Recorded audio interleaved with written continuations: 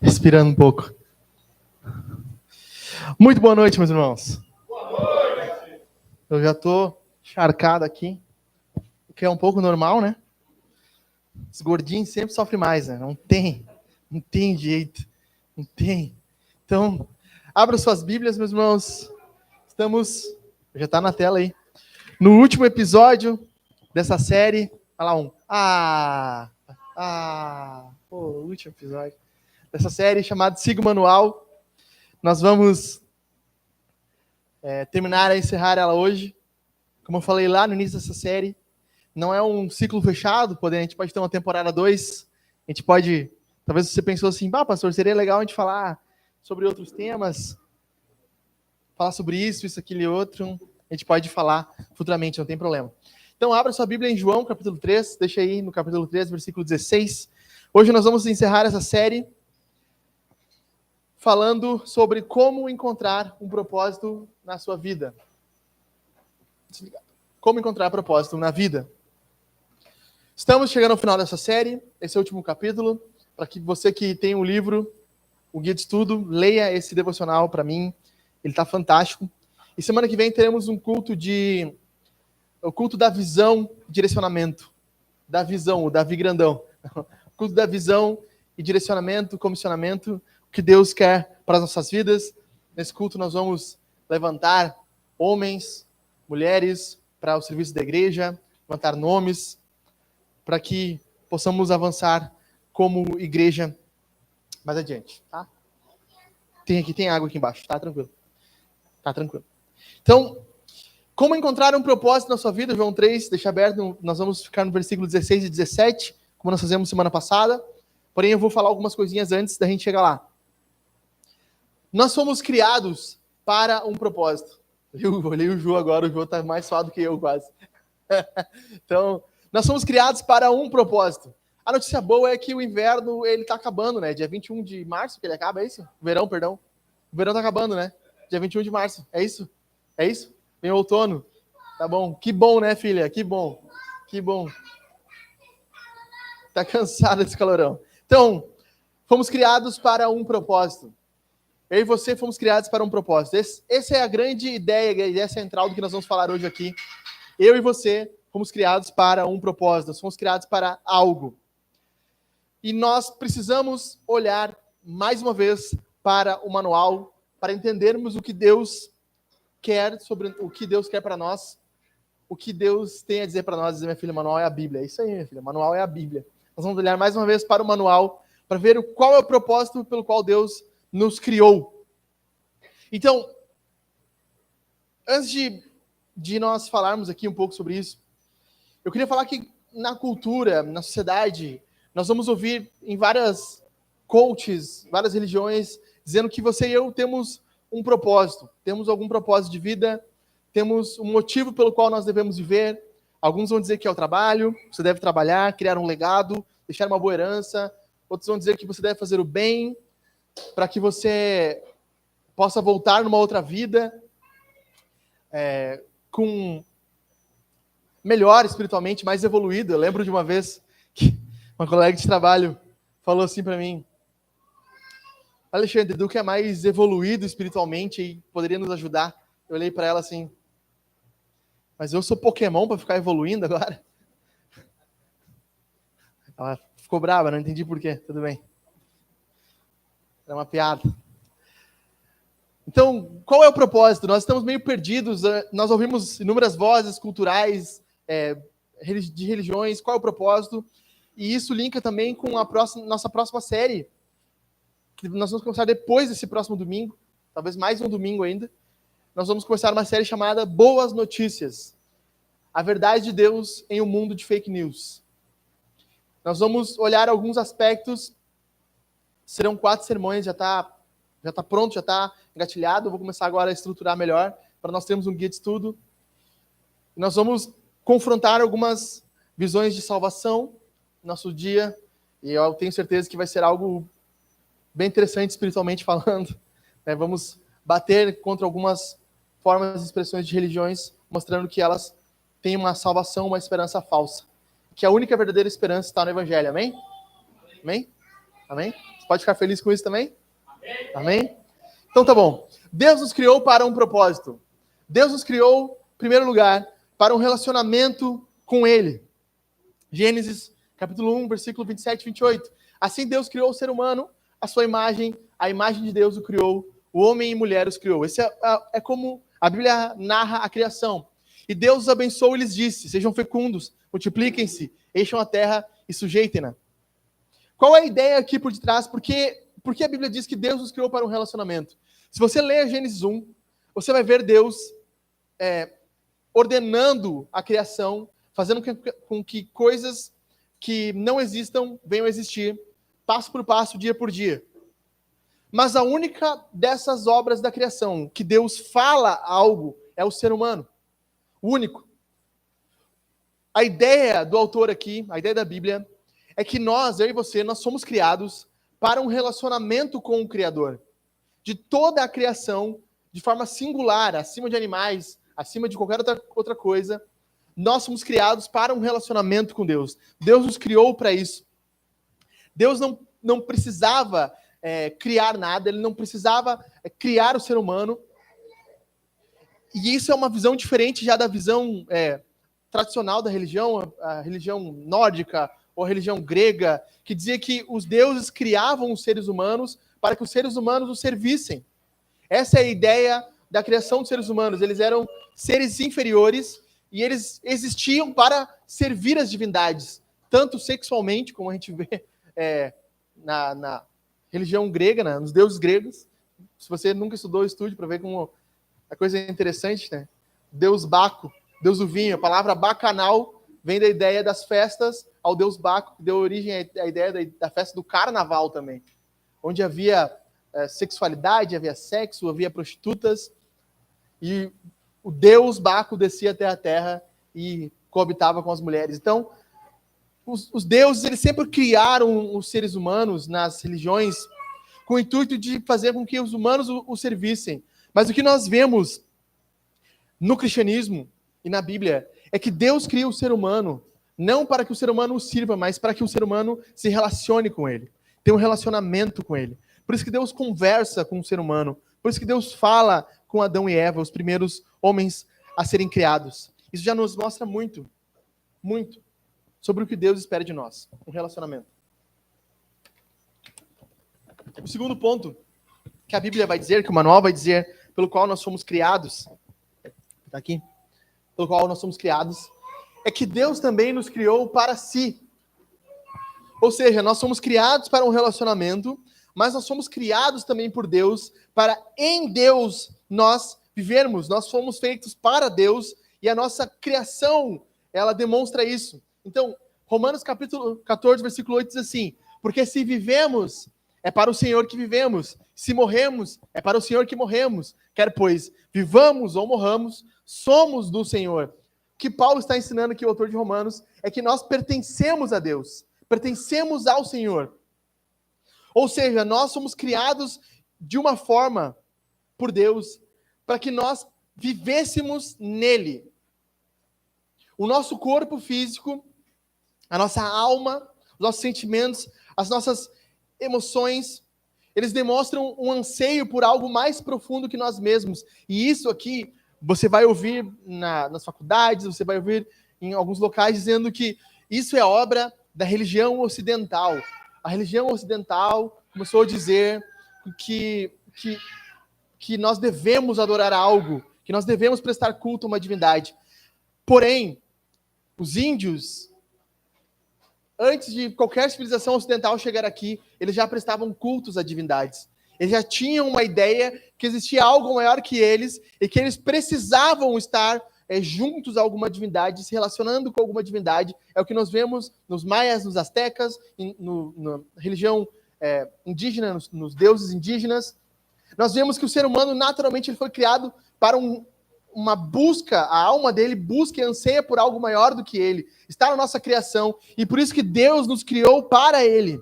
Nós temos não só anseios religiosos, como nós temos anseios sentimentais. Nós temos anseios por amor, afeto, aceitação. A coisa mais engraçada que nós tínhamos antigo Orkut, para quem tinha Orkut, quem é dessa época, era ateia, comunidade de ateus. O ateu, ele quer ter um local onde ele tem uma comunidade para ele, onde ele é aceito, onde ele pode ser recebido como uma pessoa. Esse é um anseio que mostra que Deus nos criou para ele, para um relacionamento com ele, porque em Deus, no início da criação, nós estávamos inseridos num relacionamento, numa comunidade com ele. Nós estávamos pertencendo a ele. Deus nos criou para sermos dele, para estarmos nele. Basicamente, esses dias eu estava pensando qual era a diferença de uma Alexa, de uma Echo Dot. Você tem uma Alexa em casa? Sabe o que é uma Alexa, não? Tem? A gente tem uma Alexa em casa. E uma caixa Bluetooth. Você tem uma caixa Bluetooth em casa? Aquelas caixinhas Bluetooth? Tem? Beleza. Eu fiquei pensando assim, qual é a diferença de uma Alexa para uma caixa Bluetooth? Fiquei pensando nisso aí.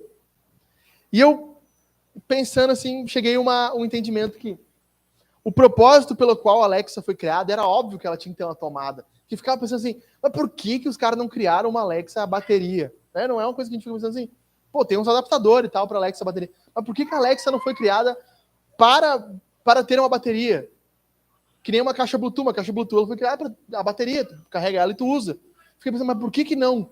Aí depois eu cheguei à conclusão que a Alexa ela foi criada para ser uma assistente de casa. Então faz sentido que ela esteja ligada na tua tomada. Faz sentido que ela compartilhe do teu Wi-Fi da tua casa, para que ela tenha acesso à função de assistente de casa. Da mesma forma, Deus nos criou de um jeito que nós pertencêssemos a Ele, que nós não fôssemos independentes como uma caixa Bluetooth, mas que nós estivéssemos ligados a Ele. O nosso ser, o nosso coração, a nossa alma, ela responde, parece, para Deus. Nós estamos sempre procurando algo, ou é um passe espiritual, ou é um trabalho espiritual, ou é um Deus para adorar, ou quem sabe nem é um Deus para ser adorado, como o ateísmo, mas uma razão maior de vida, um propósito maior de vida.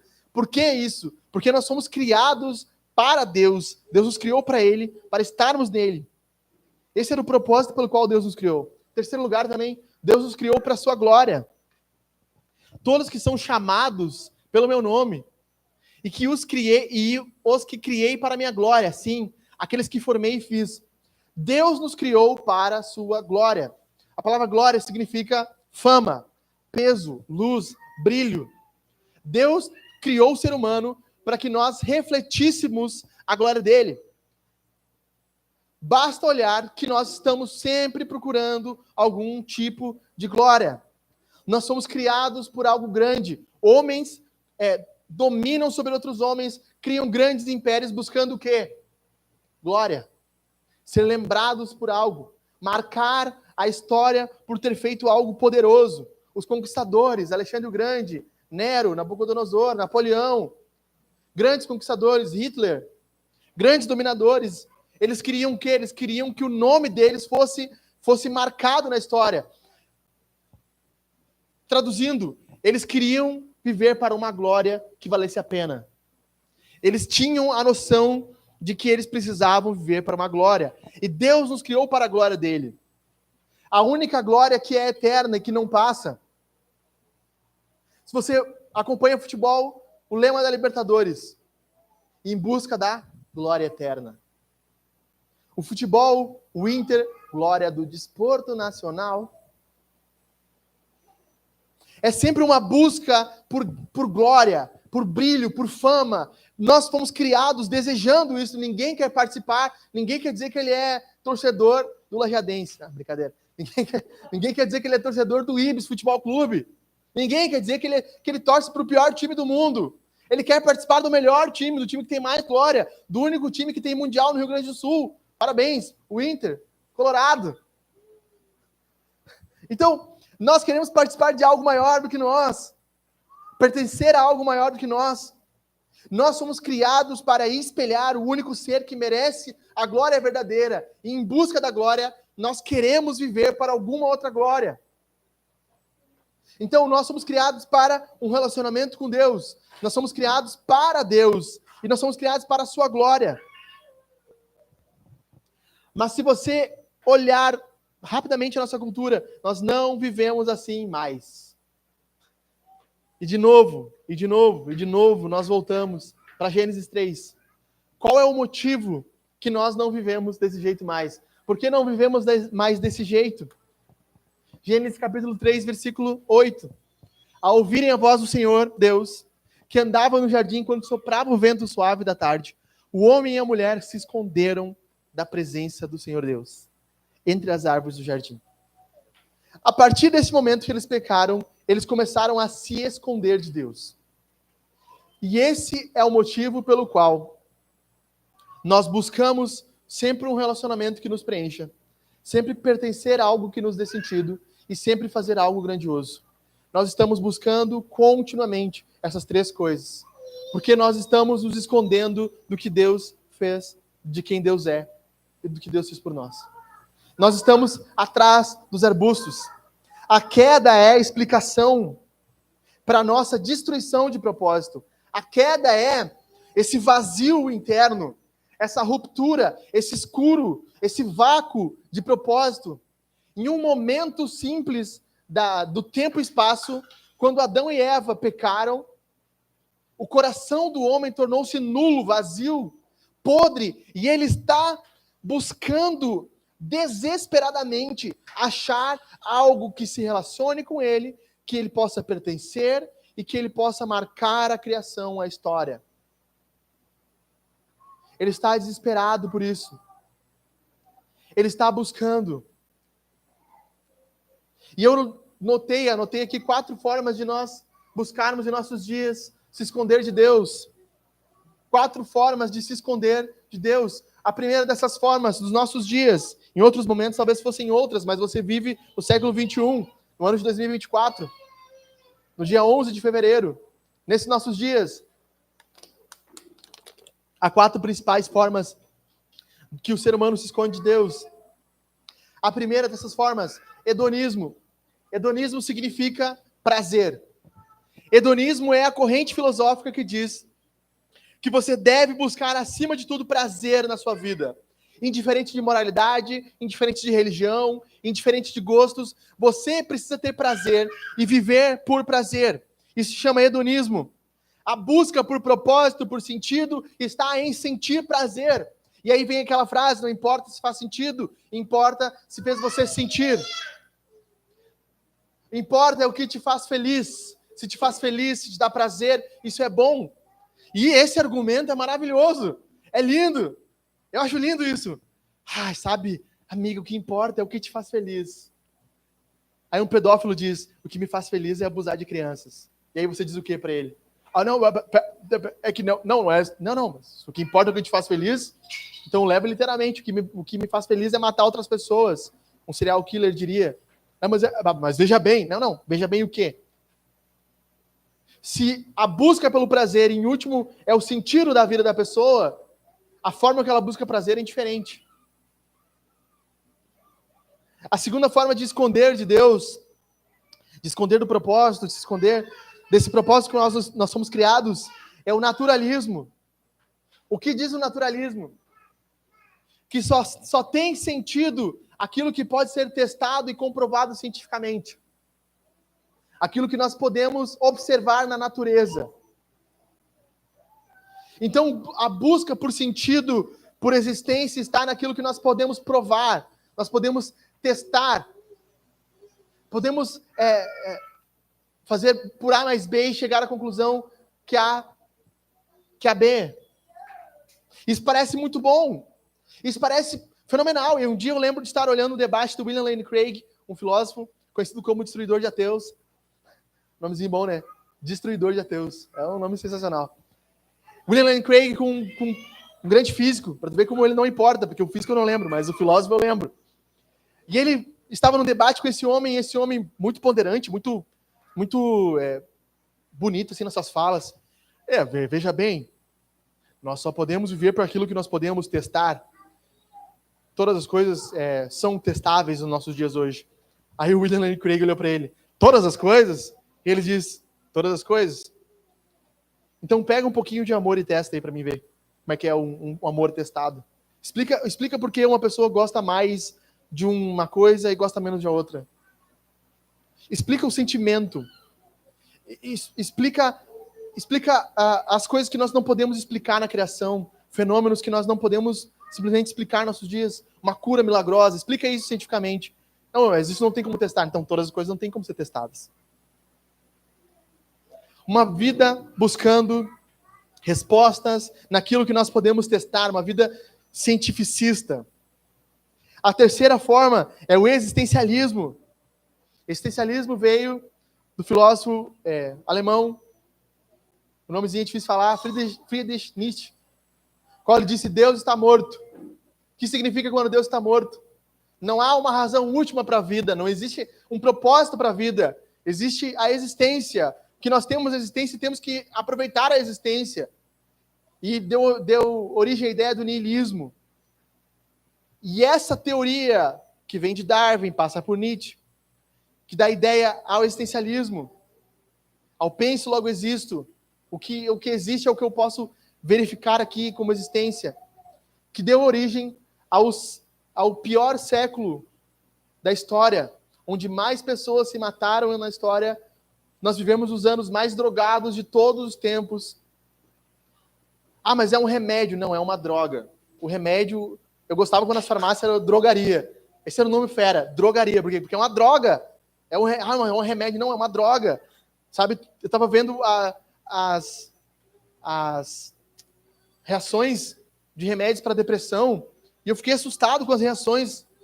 Muitos remédios de depressão, ou eles engordam, ou eles tiram sono, ou eles te dão muito sono, ou eles te deixam letárgico. E eu fiquei pensando, cara, mas nós estamos enfiando droga dentro do nosso corpo. É óbvio que tem reação química contra essas coisas. É óbvio que isso vai fazer mal. Não estou falando que você não deve usar remédio, não estou dizendo nada disso. Estou dizendo que é uma realidade, que isso acontece no nosso corpo.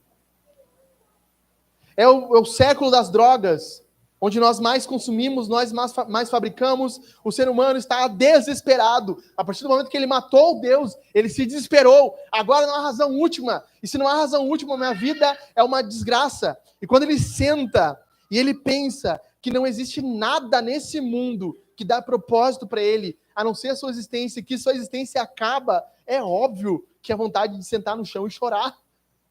Porque se tudo que existe é só o momento de agora, se tudo que existe, por que eu vivo? Por que eu respiro? Por que eu existo aqui? Se Deus está morto, se a existência é o que me resta, eu prefiro não existir. E por isso que as pessoas se matam. Porque não há saída numa vida onde não há existência mais. A quarta dessas formas é a religiosidade. Você pensou, vir numa igreja, esse pastor, ele vai passar a mão para a religião, ele vai dizer, não, você tem que aceitar a religião. Abrace a religião, você vai encontrar sentido para a sua vida. Não.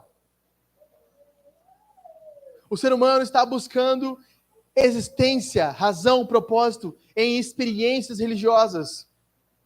É por isso que em cada canto nós temos uma igreja. Não só uma igreja, mas um terreiro, uma casa espírita, um seixonoye, um médium. É por isso que no Instagram pessoas estão desesperadas, dando dinheiro para falsos profetas, falsos pastores. Porque eles estão buscando na religião um sentido último para a sua vida. E a religião nada mais é do que uma falsa esperança, do que nós fazendo algo, buscando algo, experimentando algo que nós não podemos explicar. Eu não estou dizendo que a experiência religiosa de alguém que recebe um santo num terreiro não é verdadeira. Não estou dizendo que alguém que conversa com um morto numa casa espírita, com um ente querido que já foi morto, não é verdadeira. São experiências reais. São demoníacas, mas são reais. São experiências reais. E essas experiências dão sentido para a vida, mas estão buscando continuamente. E a coisa mais bizarra nos nossos dias é que você tem um católico espírita, um bandista. Um bandista espírita evangélico. Sabe? Você experimenta algo e aquilo não te dá sentido último. Daí tu pensa assim, vou atrás de outra coisa. Aí tu faz uma mistura na tua cabeça. Qual é o problema dessas 4 visões, meus irmãos? Quais são os problemas aqui? Por que é um problema? Por que não há uma solução? Por que não se encontra um problema? Por que não se encontra uma solução? Só mais problema. O problema está Porque nós não temos mais a busca do propósito no Criador, mas na criação. Todas essas 4 formas são formas que nós criamos para achar propósito. E não são as formas do Criador no propósito. Esse é o problema. Por isso que o homem está lentamente, e nós vamos ver isso avançando mais nos nossos dias, pensando suicídio, drogatinação. Por isso que nós vemos isso avançando. Homens, adolescentes, mulheres, sem sentido nenhum para a vida. Eles estão desesperados, estão vazios, estão secos. Estão secos, sequíssimos, sem vida nenhuma. Eu não sei, talvez você essa noite está se sentindo cinza. Sabe quando tudo é cinza? Quando a vida é cinza? Parece que não tem alegria mais. Parece que a nossa vida não tem mais razão. Parece que não tem mais sentido existir. Talvez você veio, talvez você está vindo numa igreja e procurando assim. Talvez você está ouvindo na internet que esse sermão e pensando, sabe, a última esperança para minha vida era ouvir um sermão que me encorajasse. Eu estou cada vez vendo mais que não tem solução para minha vida. Talvez você está sentindo um vazio profundo e uma tristeza e você chora no banheiro, escondido. Você sai durante o trabalho pensando, fala ao seu colega de trabalho que você vai ao banheiro e você vai ao banheiro chorar porque você não tem razão mais de vida. Talvez você está buscando um propósito de vida e esse propósito está te incomodando a buscar uma igreja, a buscar uma religião. Talvez você buscou em religiões erradas e essa noite você veio ouvir o Evangelho. Aleluia! Essa noite você veio ouvir o poder de Deus. Essa noite você veio ouvir o que Deus fez por você e por mim. Não ignore a voz do Espírito Santo falando ao seu coração. Deus nos criou para Ele, para um relacionamento com Ele, para a glória dEle. Nós nos perdemos. Nós estávamos como ovelhas desgarradas, mas Deus não deixou que isso ficasse assim. O que Deus fez para nos encontrar? Deus fez um movimento de amor furioso, incrível, inexplicável. Não há como definir em palavras exatas o que Deus fez por nós. Mas nós chamamos isso de evangelho. Todos pensam que nós precisamos subir a um monte para encontrar Deus, quando Deus desce à existência humana para nos encontrar. Nós cantamos aqui ousado amor. Deus agiu de forma ousada em nosso favor. João 3, versículo 16 e 17, onde você está com a sua Bíblia, diz assim: porque Deus amou o mundo de tal maneira que deu seu Filho unigênito para que todo aquele que nele crê não pereça, mas tenha vida eterna. Porque Deus enviou seu Filho ao mundo, não para que condenasse o mundo, mas para que o mundo fosse salvo por ele. Deixa eu dizer isso para você. Nós precisamos ser salvos. Nós não temos a resposta. Nós não temos como nos salvar. Nós precisamos que alguém nos salve. Foi isso que Deus fez por nós. Sabe, no grego, essa palavra aqui, ó, tal maneira, é uma palavra, quando a Bíblia foi escrita em grego, um grego koiné, da época de Jesus, essa palavra ela não tem uma tradução e aqui foi colocado de tal maneira, mas a ideia que o autor tem aqui em João é que não há como dizer, Deus nos amou de uma forma tão insondável, tão indizível, que ele envia o Filho dele. E isso aqui quebra todos os padrões que nós temos de qualquer outra religião, porque todas as religiões, Deus precisa ser servido, mas no cristianismo, Deus nos serve. Deus vem até nós, Ele vem até o ser humano. E eu quero te dizer aqui 6 coisas que Deus teve que fazer, que Deus venceu para resgatar eu e você nessa noite. A primeira dessas coisas que Deus venceu a eternidade. Primeiro, Deus é um ser eterno. Deus, ele não está condicionado ao tempo. Ele não está condicionado ao tempo e espaço. Mas o que nós lemos aqui em João é que Deus, ele invade o tempo e espaço. Há 2000 e poucos anos atrás, Deus veio na forma de um ser humano chamado Jesus. Ele rompeu a linha do tempo. Você consegue pensar nisso, consegue imaginar isso? Deus que é eterno se transforma temporal por mim e por você. Ele vem na figura de um homem, de um simples bebê. Ele vem no tempo para que homens condicionados ao tempo pudessem viver para a eternidade. Ele veio na forma temporal, para que nós que morremos durante 90, 100 anos, pudéssemos viver para sempre ao lado dele. Ele venceu a eternidade por mim e por você. Aleluia. Segunda coisa, ele venceu a lei. Jesus cumpriu plenamente a lei de Deus por nós. Os 10 mandamentos, a lei de Deus, eu e você não podemos cumprir ela, se nós formos honestos. Se você for honesto consigo mesmo. A palavra diz, não levantarás falso testemunho. Você já mentiu alguma vez na sua vida? Já mentiu? A palavra de Deus diz que você não deve adulterar. Jesus diz que toda vez que você deseja alguma pessoa no seu coração, você já adulterou. Você é um adúltero no coração. A palavra de Deus diz que você deve amar a Deus sobre todas as coisas. Mas você não consegue amar a Deus sobre todas as coisas. Eu e você estamos condicionados ao fracasso da lei. E se nós estivéssemos diante de Deus hoje, e Deus olhasse para nós e dissesse assim, aqui estão os 10 mandamentos. E você não cumpriu. Então o seu destino é o inferno. Nós seríamos condenados eternamente. Sendo crente, sendo católico, sendo espírita, sendo qualquer coisa. Se Deus olhasse para nós hoje, pegasse a lei dele e fosse nos julgar, nós estaríamos indo para o inferno. Mas Deus veio na figura de Jesus. E ele viveu uma vida perfeita. Não pecou em nenhum momento. Ele viveu de forma perfeita, ele cumpriu plenamente a lei. Quando ele vai ser batizado por João nas águas, João diz, Jesus, eu não tenho que te batizar, é tu que tem que me batizar. E Jesus fala para ele, João, convém que seja assim, para que tudo seja cumprido. Tudo o quê? Para que os mínimos detalhes, o batismo de Jesus, fosse o nosso batismo. Toda vez que Jesus cumpriu a lei, ele cumpriu por nós. Na cruz, Deus pegou o seu filho, perfeito, sem nenhum pecado, e colocou estampado na cruz, e fez com que ele recebesse todo o nosso pecado. Isso, na teologia, nós chamamos de substituição. E Deus pegou toda a justiça que era de Jesus, que diante de Deus ele nunca pecou, cumpriu toda a lei, e ele diz, essa justiça é de vocês. E a Bíblia diz em Romanos que o Evangelho é a justiça de Deus. E graças a Deus por um monge chamado Martinho Lutero, que leu isso aqui em 1500 e pouquinho, e que entendeu que a justiça de Deus não era a ira de Deus, mas que era Deus compartilhando a justiça dele para nós. Então eu e você só podemos ir ao céu porque Jesus venceu a lei. Em terceiro lugar, Jesus venceu o diabo. Talvez o diabo esteja te acusando, talvez o diabo esteja te atormentando, talvez ele esteja na sua cabeça, dizendo que você não é uma boa esposa, que você não é um bom filho, que você não é um bom trabalhador.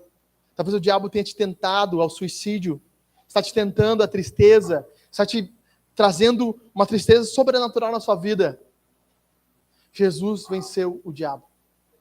Ele triunfou sobre o diabo. A palavra diz que no deserto ele venceu o diabo na tentação durante os 40 dias. Mas não só isso, na cruz ele expôs o diabo à ruína, quando ele pagou o preço pelo meu e seu pecado. Escute isso, o diabo não tem nenhum pecado que ele pode pegar para si e dizer, você é meu, você me pertence, eu domino sobre você, você tem que me obedecer. O diabo não tem nenhum pecado seu. O diabo ele pode te acusar, ele pode dizer, você é um péssimo marido, você é uma péssima esposa, você é um péssimo trabalhador. E você olha para o diabo e diz assim, eu tenho um excelente Salvador. Ele te venceu, Satanás, arreda-te, você perdeu, ele triunfou, ele venceu sobre a cruz. Você não tem domínio sobre a minha vida, você está derrotado. Você está humilhado. Quarto lugar, Deus venceu o pecado. Jesus derrotou o pecado por nós. Talvez você esteja pensando, pastor, mas eu fiz tantas coisas erradas na minha vida. Deus poderia perdoar todos os meus pecados. Deus poderia trazer perdão aos meus pecados. Sim, sim. Deus trouxe perdão aos seus pecados. Se você tivesse que pagar pelos seus pecados, você poderia viver 1 milhão de anos, você ia pecar 1 milhão de anos, e você nunca ia pagar os seus pecados.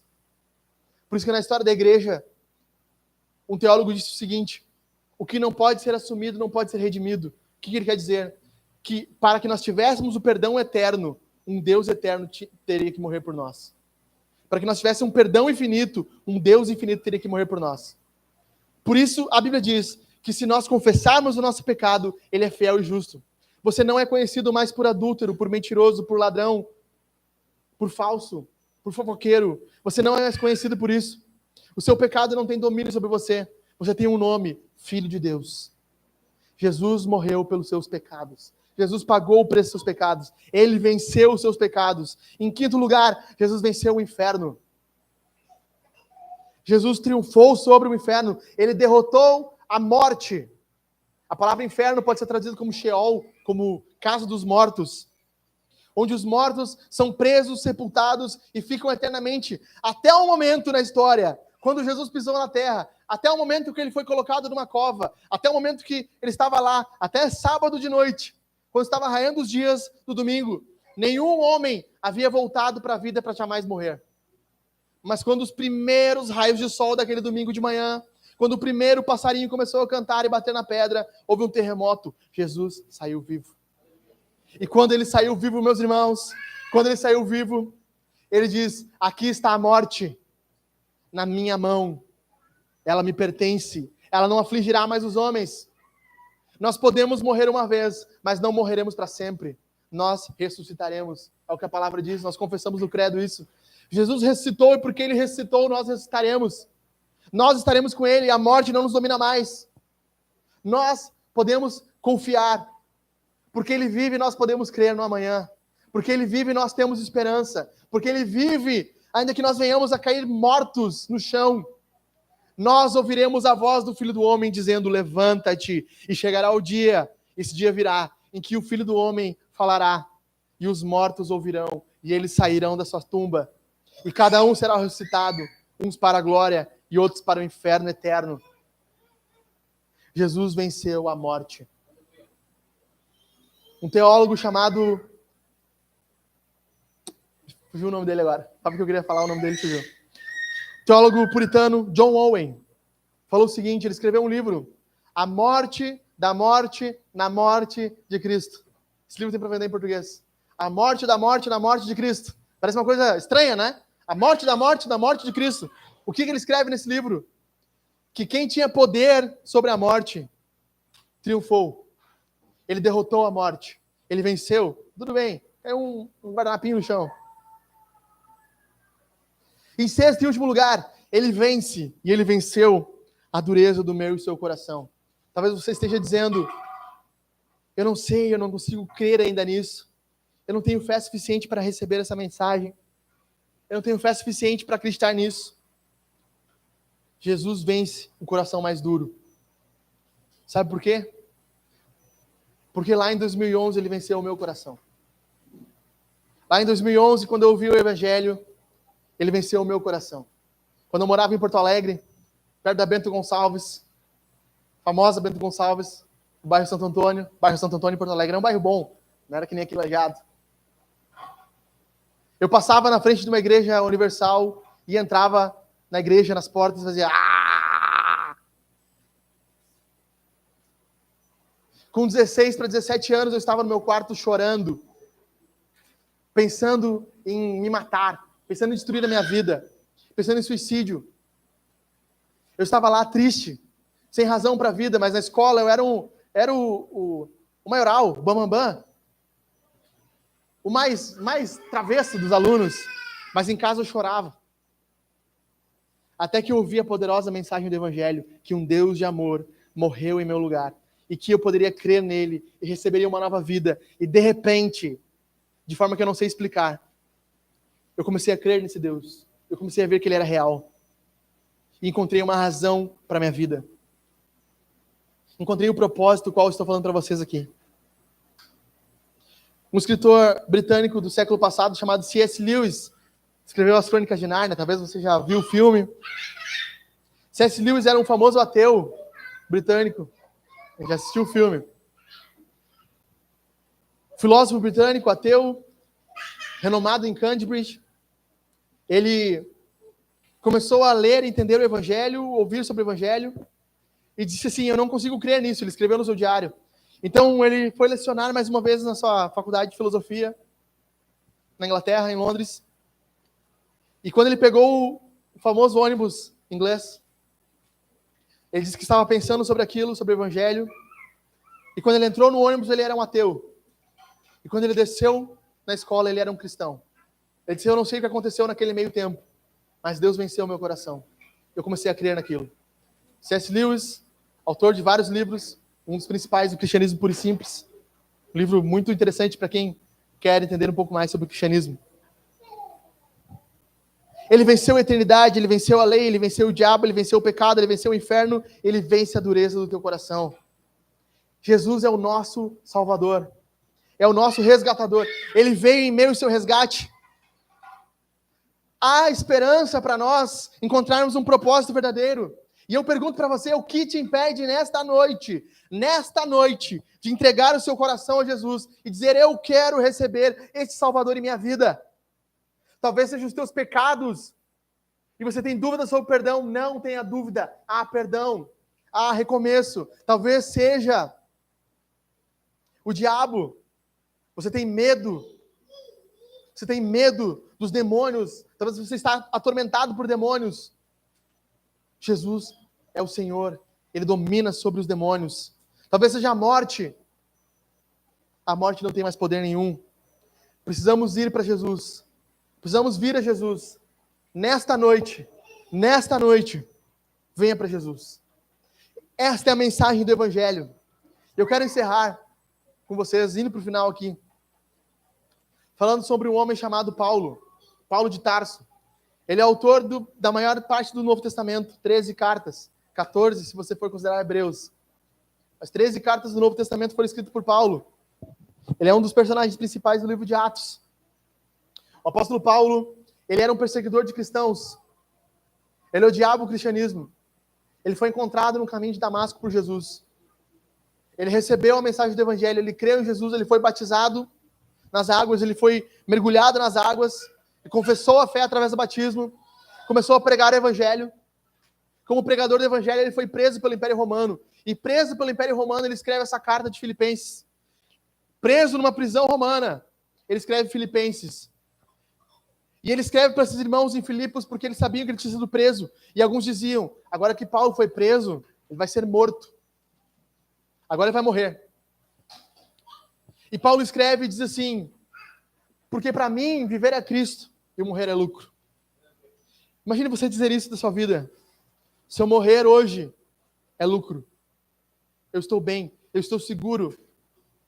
Eu tenho certeza do que vai acontecer com a minha alma, com a minha vida. Ele segue dizendo, porque se eu morrer, eu vou para Cristo, estou com Ele. Mas se eu continuar vivo, eu estou aqui para servir vocês. Ele encontrou um propósito na sua vida. Deus deu para nós somente uma vida, meus irmãos. Você que está nos ouvindo, somente temos uma vida, não temos mais, nós não voltaremos, isso é mentira.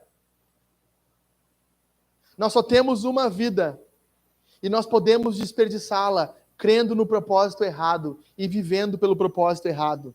Deus está nos chamando para o propósito correto. Nesta noite, Deus está nos chamando para isso. O mundo é dividido em duas categorias de pessoas, isso é real. Pessoas que irão para o céu e pessoas que irão para o inferno. Não importa o que a cultura diz, não importa o que a filosofia diz, não importa o que as religiões diz, importa o que a Bíblia diz. Ou você crê em Jesus e vai para o céu, ou você não crê em Jesus e você vai condenado ao inferno. Esta é a mensagem do Evangelho. Neste momento no mundo há pessoas do inferno e há pessoas do céu. Milhares de homens e de mulheres puderam repetir essa frase de Paulo com ousadia. Milhares de homens e mulheres puderam dizer essa frase com ousadia. No início da igreja, nos primeiros 3 séculos, homens e mulheres eram devorados por leões, por tigres, por ursos, por javalis, no meio do Coliseu, e eles cantavam a Deus.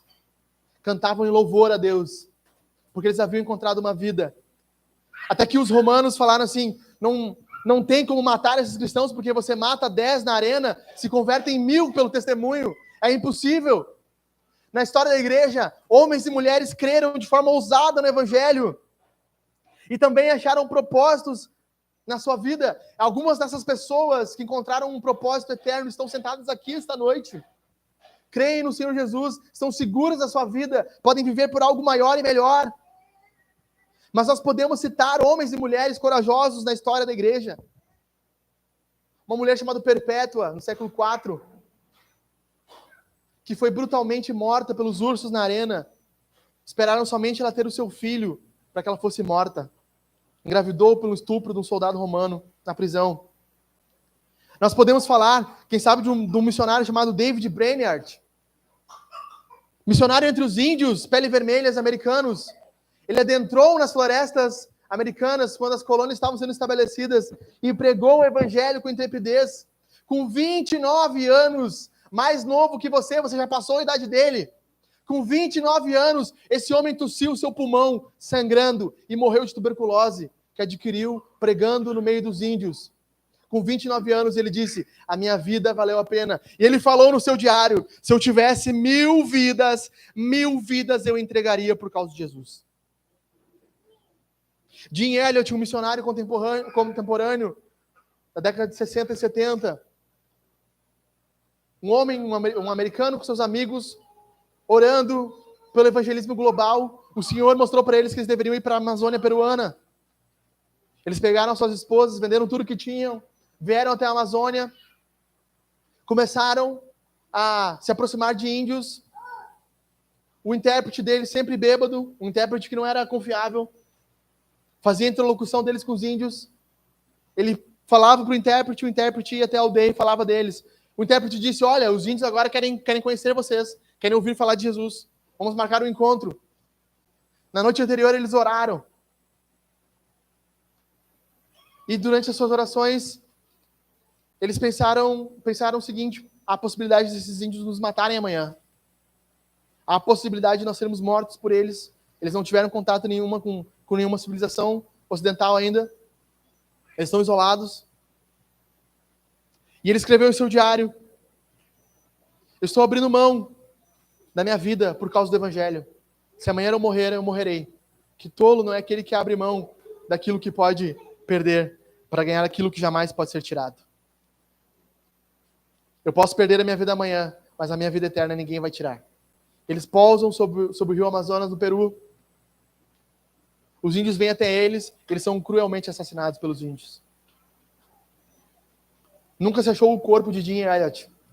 Só se achou o seu relógio. Alguns quilômetros abaixo no rio. Sua mulher, esqueci o nome dela, Elizabeth Elliot, resolve continuar a missão. Ela vai até os índios. Ela prega o evangelho aos índios. Ela institui várias igrejas com os índios lá. Hoje há igrejas que cultuam o nome de Jesus por causa da missão de Jim Elliot, sua esposa Elizabeth Elliot, escritora de inúmeros livros aqui no Brasil também. Homens e mulheres ousados. Hebreus 11 fala desses homens que viveram pela fé. Que diremos de Moisés? Deixou o status de ser filho da filha do faraó por causa de Jesus. Falamos de Abraão, falamos de Jacó, falamos de tantos outros profetas que foram assassinados. Hebreus 11, leia Hebreus 11, a galeria dos heróis da fé. Homens e mulheres que viveram pela eternidade, viveram pelo propósito eterno, porque olharam para Jesus e acharam um propósito eterno. E você está nos ouvindo a mensagem do Evangelho, ouvindo o Evangelho, buscando um propósito para a sua vida. Há um propósito, o nome desse propósito é Jesus Cristo. Ele te religa com Deus. Ele te religa com Deus. Ele te dá uma razão certa de vida. Mas há 10 atitudes que homens e mulheres que desperdiçam suas vidas farão. 10 atitudes para nós encerrarmos aqui. Primeiro, ignorarão o que eu falei aqui. Tudo que eu falei, homens e mulheres que desperdiçam sua vida vão ignorar. Eles vão dizer, não, isso é só mais uma forma de ver. Isso é só mais uma forma de chegar no mundo. Não, eu não consigo acreditar no que ele está falando. Homens e mulheres que vão desperdiçar a sua vida vão ignorar isso aqui. Homens e mulheres que vão desperdiçar a sua vida viverão para si mesmos. Eles não irão viver para o Senhor. Eles não irão se voltar para Jesus. Eles vão continuar vivendo as suas vidas mesquinhas, buscando o que é melhor para si, buscando o seu próprio prazer, buscando sentido de existência em qualquer outra coisa, em droga, em religiões, mas não irão se voltar para Jesus. Homens e mulheres que irão desperdiçar a sua vida, eles nunca vão se perguntar o que Deus quer para elas. Eles nunca vão olhar para o manual e dizer o que o manual está me ensinando, o que o manual tem para dizer para a minha vida. Eles vão dizer, não, eu acho que existe um outro caminho, eu acho que existe uma outra corrente filosófica. O Criador deu um manual, Ele nos falou como nós devemos viver. Mas homens e mulheres que vão desperdiçar as suas vidas nunca vão se perguntar o que Deus quer para elas. Homens e mulheres que vão desperdiçar a sua vida vão enterrar seus dons e talentos. Deus capacitou cada um de nós com dons, com habilidades. Talvez você tenha uma habilidade de comunicar, de falar, de ensinar, de fotografar, de se relacionar com pessoas, de servir. Talvez você tenha um dom. E em Jesus o seu dom pode ser usado para a glória do nome dele, para fazer o seu nome conhecido. Mas pessoas que vão desperdiçar a sua vida, elas não vão usar os seus dons, elas não vão usar os seus conhecimentos para a glória de Jesus. Pessoas que vão desperdiçar a sua vida, o seu louvor, será sempre medíocre ou inexistente. Talvez estejam no meio da igreja, cantando assim, é impressionante. Se você encontrou um propósito de vida, abra essa boca, cante ao Senhor, levante suas mãos, exalte o nome dele. Com paixão. Você encontrou um propósito. Você estava perdido, não está mais. Nós deveríamos silenciar as vozes do mundo quando nós cantamos aqui. Quando nós respondemos, sabe? Quando nós... Eu não sei você, mas eu lembro de quando o Índio, na lateral, lá em 2006, ele disputou aquela bola e deu um bagaço para frente, Alan. E aquela bola deu aquela quicada. E o Yali pegou ela no meio campo e foi levando, e foi levando o Everton. E de repente, ele olhou para um lado e tocou no meio das pernas. O Puyol tentou dar um carrinho. E o Gabiru me fez o gol. Eu não sei você, mas eu gritei como se fosse o último dia da minha vida. E era o gol do Inter. Nós estamos falando do Evangelho, de Jesus, das glórias de Deus. E é difícil ouvir um amém, um glória a Deus. Um aleluia. Umas palmas, é isso aí, Jesus. Grandioso é o teu nome.